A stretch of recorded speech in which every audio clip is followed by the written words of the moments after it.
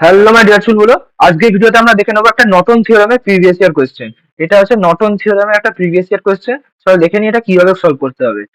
Thevenin theorem আর Norton theorem একদমই এক, শুধু একটাই জায়গায় আলাদা, সেটা হচ্ছে ওখানে ভোল্টেজ সোর্স ছিল, এখানে আছে কারেন্ট সোর্স। তাহলে প্রথমে কি করতে হবে, আমাদের লোড রেজিস্ট্যান্সটাকে রিমুভ করতে হবে। লোড রেজিস্ট্যান্স কোনটা আমাদের বার করতে দিয়েছে, calculate current through 15 ohm 15 ohm by Norton theorem. তাহলে লোডটা হচ্ছে আমাদের 15 ওহম। তাহলে 15 ওহমটাকে রিমুভ করে দিলাম আমরা এখান থেকে। তাহলে 15 ওহমটাকে রিমুভ করে দিলাম এবং সার্কিটটাকে একবার রিড্র করে নিই। জাস্ট 15 ওহমটাকে রিমুভ করে একবার সার্কিটটাকে এঁকে নেবো। তাহলে এখানে আছে 10 ভোল্ট, এখানে আছে 10 ওহম, 20 ওহম, আর এখানেও আছে আর একটা 20 ওহম। ঠিক আছে, এখানে 10 ভোল্ট, এটা আছে 10 ওহম, 20 ওহম, এবং এটাও 20 ওহম। দেখ এখানে তো এই 15টাকে রিমুভ করে দিয়েছি, আর এখানে তো আর কিছু নেই, আর এখানেও কিছু নেই, এখানে কিছু নেই। এটা তো বেসিক্যালি ওপেন সার্কিট হয়ে গেছে। এখানে যদি আমি রিমুভ করে দিই, তাহলে এটা তো বেসিক্যালি কি রকম, এইরকম তো। এইটা বেসিক্যালি এইরকম। তাহলে এটাকে আঁকাও যা না আঁকাও তা, তাহলে এটাকে ডাইরেক্টলি আমরা এখান থেকে রিমুভ করতে পারি। তাহলে সার্কিটটা বেসিক্যালি এখন এরকম দেখতে হয়ে গেছে। তাহলে আমাদের প্রথমে এখানে কি বার করতে হবে, আমাদের নর্টন কারেন্ট বার করতে হবে। কি বার করতে হবে, নর্টন কারেন্ট। এটাকে আমরা বলি আইএসসি অথবা আইএন, শর্ট সার্কিট কারেন্ট অথবা নর্টন কারেন্ট, যাই বলিস না কেন সেটা আমাকে বার করতে হবে। তাহলে কি করে বার করব, খুব সহজ, খুব সহজ। কি করে বার করব না, আমরা এবার দেখি যা শর্ট সার্কিট কারেন্টটা আমাদের এখান থেকে কি কি করে বার করতে পারবো। জাস্ট এই পুরো লুপটায় কত কারেন্ট যাচ্ছে, মানে এই বেসিক্যালি কি বলতে চাইছি, না আমরা লোডটাকে রিমুভ করে লোডটাকে একটা জাস্ট আমরা লোডটাকে রিমুভ করে জাস্ট লোডটাকে একটা তার দিয়ে, মানে লোডটাকে শর্ট সার্কিট করতে হবে বেসিক্যালি। লোডটাকে তোরা প্রিভিয়াস ভিডিওতে দেখেছিস, নর্টন থিওরাম আমরা যখন স্টেপ গুলো ডিসকাস করেছি, আমাদের স্টেপটা কি ছিল না, লোডটাকে রিমুভ করে সেটাকে শর্ট সার্কিট করতে হতো। মানে জাস্ট শর্ট, লোডটাকে জাস্ট শর্ট করে দেবো, লোডের জায়গায় একটা আমরা তার দিয়ে দেবো। এই 15টাকে সরিয়ে ওর জায়গায় খালি আমরা একটা তার দিয়ে দিলাম। দেখ তার দিয়ে দেওয়ার ফলে সমস্যাটা কি হলো, ভালো করে এবার দেখ। এখানে তোরা যদি একটু ভালো করে এটাকে অবজার্ভ করিস, দেখ লোডের জায়গায় যখন তার দিয়ে দিলাম, আমি তোদের প্রিভিয়াসে ডিসকাস করেছিলাম, যখনই একটা রেজিস্ট্যান্সের পাশে একটা এরকম তার দিয়ে সেটাকে শর্ট করে দেওয়া হয়, কারেন্টটা আসবে। তুই বল না, কারেন্টটা এসে এখানে কি যে তুই একটা রাস্তায় গলিতে এসছিস, একটা গলিতে একটা হাতি দাঁড়িয়ে আছে, আর একটা গলি ফাঁকা, তুই কোন গলিটা চুজ করবি? হাতি আছে নিশ্চয়ই চুজ করবি, এটা যেখানে ফাঁকা সেখানে চুজ করবি। তাহলে তোরা সিম্পলি কারেন্টও কি করবে, রেজিস্ট্যান্সের পাথটাকে চুজই করবে না, ও সিধি তারওয়ালা জায়গাতেই চলে যাবে, কারণ রেজিস্ট্যান্স তোকে বাধা দিচ্ছে। ও সোজা তার ফাঁকা জায়গা পাবে, শর্ট সার্কিট হয়ে কারেন্টটা এখানে পালিয়ে আসবে। তাহলে এখানে সেম ভাবে হচ্ছে, তাহলে এই কারেন্টটা এখান দিয়ে যাচ্ছে, তাহলে এইখানে এসে দেখছে 20 ওহম রেজিস্ট্যান্স আছে, ও আরো এগিয়ে গিয়ে দেখছে এখানেও 20 ওহম রেজিস্ট্যান্স আছে, তার পাশে দেখছে একটা তার আছে, ও সিম্পলি এখান দিয়ে পালিয়ে আসছে। তাহলে এখান থেকে ভালো কি সার্কিটটা কিরকম দেখতে হয়ে যাচ্ছে, না এখানে একটা 10 ভোল্ট আছে, এখানে একটা 10 ভোল্ট আছে, এবং এখানে খালি একটা 10 ওহম রেজিস্ট্যান্স আছে। বাকি এই দুটো 20 ওহম রেজিস্ট্যান্সই শর্ট সার্কিট হয়ে যাচ্ছে। অঙ্কটা এতটাই সিম্পল, মানে এখানে কোনো কারেন্টই নেই, এখানটা পুরোটাই এরকম শর্ট সার্কিট হয়ে যাচ্ছে।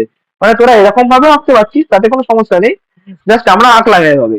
তো সেটা পুরোটাই শর্ট সার্কিট হয়ে যাচ্ছে, পুরো এই দুটো রেজিস্ট্যান্স শর্ট সার্কিট হয়ে যাচ্ছে। তাহলে খালি পড়ে কি আছে, এখানে 10 ভোল্ট আর এখানে 10 ওহম। তাহলে কারেন্টটা কত, I equal to V by R, ভিও 10 আরও 10, তাহলে কারেন্টটা কত, 1 অ্যাম্পিয়ার।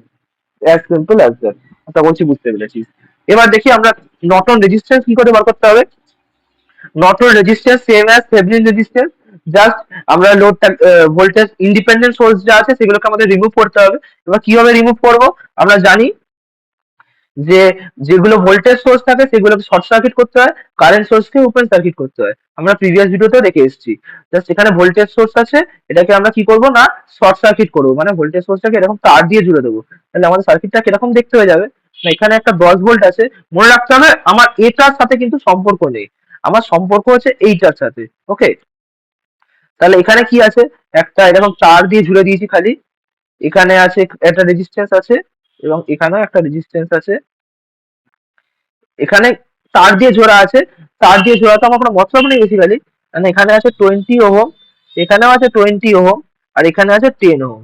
এটা যদি তোরা ভালো করে দেখতে দেখতে পাস, যে 20 ওহম 20 ওহম, আবার 10 ওহমটা সিরিজে কিন্তু নেই। এই এটাকে তো এইটাই দেখ না ভাই, ধর এই পয়েন্টটাকে আমরা নাম দিলাম এ, আর এই পয়েন্টটা বি। তাহলে এ আর বি পয়েন্টের মধ্যে 20 ওহমও কানেক্ট আছে, আবার এ আর বি পয়েন্টের মধ্যে 10 ওহমও কানেক্ট আছে। তাহলে একই যদি দুটো পয়েন্টের মধ্যে কানেক্ট থাকে, তাহলে আমরা সেটাকে বলতেই তো পারি প্যারালাল আছে। মানে চোখে তোরা এমনি দেখেও বুঝতে পারছিস, দেখ এই দুটো তো প্যারালাল আছে, দেখেই বুঝতে পারছিস। আর 10টাও এদের সাথে প্যারালালই আছে, কারণ এখানে তো আর কিছু নেই। সো এইটাও এদের সাথে প্যারালাল আছে। তাহলে নর্টন কারেন্ট কি আছে, নর্টন রেজিস্ট্যান্স কি হবে না, basically 10 ohm parallel with 20 ohm parallel with 20 ohm. তার মানে এটাকে কিভাবে ক্যালকুলেট করতে হয়, এটা হচ্ছে 1/10 plus 1/20 plus 1/20 is equal to হবে তোদের 1/Rn, মানে নর্টন রেজিস্ট্যান্স। তোরা জানিস প্যারালালে থাকলে রেজিস্ট্যান্স এইভাবেই ক্যালকুলেট করতে হয়। তাহলে এটা ক্যালকুলেট করে আসবে, দেখবি এখান থেকে ক্যালকুলেট করে আসবে হচ্ছে 5 ওহম। 5 ওহম হচ্ছে এটা আমাদের নর্টন রেজিস্ট্যান্স পাবো। এটা মুখে মুখেও তোরা ক্যালকুলেট করতে পারিস। কি করে ক্যালকুলেট করতে পারিস, তোদের একটা আমরা ট্রিক শেখাচ্ছি, যে এটা হয়তো তোরা জানিস, হয়তো তোরা জয়েন্টের সময় হয়তো করেওছিলিস। যদি সেম রেজিস্ট্যান্স যদি প্যারালালি থাকে, তাহলে সেটা অর্ধেক হয়ে যায়। 20 ওহম আর 20 ওহম যখন প্যারালালে আছে, তাহলে সেটা অর্ধেক হয়ে যাবে। তার মানে এই দুটো প্যারালালে অ্যান্সার কত পারবে, 10 বেরোবে। আবার 10 আর 10ও দেখ প্যারালালে আছে, এখানেও 10 আর এখানেও, এই দুটো থেকে 10ই বেরোলো। তাহলে 10 আর 10 প্যারালালে আছে, মানে আবারও সেম জিনিস প্যারালালে আছে। তাহলে 10 আর 10ও প্যারালালে থাকলে ও সেটা আবারও হাফ হয়ে যাবে, তাহলে ভ্যালু আসবে 5।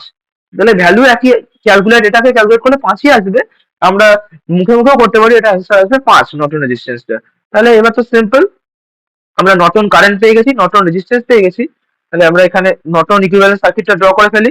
আমাদের নর্টন কারেন্ট এখানে হচ্ছে, তোরা জানিস যে নর্টন সার্কিটে নর্টন কারেন্টের সাথে নর্টন রেজিস্ট্যান্সটা সিরিজে নয়, প্যারালালে থাকে। এখানে আছে নর্টন রেজিস্ট্যান্স এবং তার পাশে আছে লোড রেজিস্ট্যান্স। আশা করছি সবাই বুঝতে পেরেছিস। নর্টন কারেন্ট কত বেরোলো, 1 অ্যাম্পিয়ার। নর্টন রেজিস্ট্যান্স বেরোলো 5 ওহম। ওকে। আর লোড রেজিস্ট্যান্স কত ছিল এখানে, লোড রেজিস্ট্যান্স ছিল হচ্ছে মানে 15 ওহম। লোড রেজিস্ট্যান্স হচ্ছে 15 ওহম। তাহলে এখান থেকে খুব সিম্পল ভাবে আমরা I15টা বার করতে পারি। I15টা কত হবে, I15 হচ্ছে, I15 বেসিক্যালি কি না, এই লাইনের থ্রু কারেন্টটা, এই লাইনের থ্রু কারেন্টটা তোরা জানিস এটা আমরা কি করে বার করি। এটা হচ্ছে কারেন্ট ডিভিশন রুল।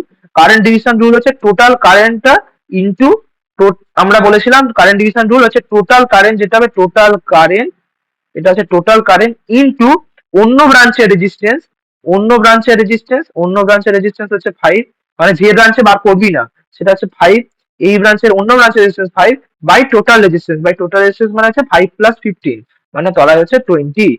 আর টোটাল কারেন্ট কত, টোটাল কারেন্ট এখানে তো তোদের গিভেনই আছে 1 অ্যাম্পিয়ার। তাহলে এটা হচ্ছে 1 অ্যাম্পিয়ার। তাহলে ইনটু আইটির জায়গায় আমরা লিখতে পারি 1। তাহলে 1 তো গুণ করা যায় না করাও তা, তাহলে এখানে কাটাকাটি গেল, তাহলে 5×4 = 20। তাহলে I15টা হচ্ছে 1/4 অ্যাম্পিয়ার, মানে 0.25 বেসিক্যালি। এটাই তোদের অ্যান্সার। আশা করছি সবাই বুঝতে পেরেছিস এই অঙ্কটা কিভাবে করতে হলো। আশা করছি এটাই হচ্ছে নর্টন থিওরেমের একটা প্রিভিয়াস ইয়ার কোশ্চেন ডিসকাস করলাম। যদি তোদের কোনো সমস্যা থাকে তাহলে আমাদের কমেন্ট সেকশনে জিজ্ঞেস করতে পারিস। ভিডিও যদি ভালো লাগে একটা লাইক কর এবং সাবস্ক্রাইব করে আমাদের পাশে থাক।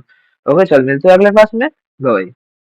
If I make you crazy, just take it easy.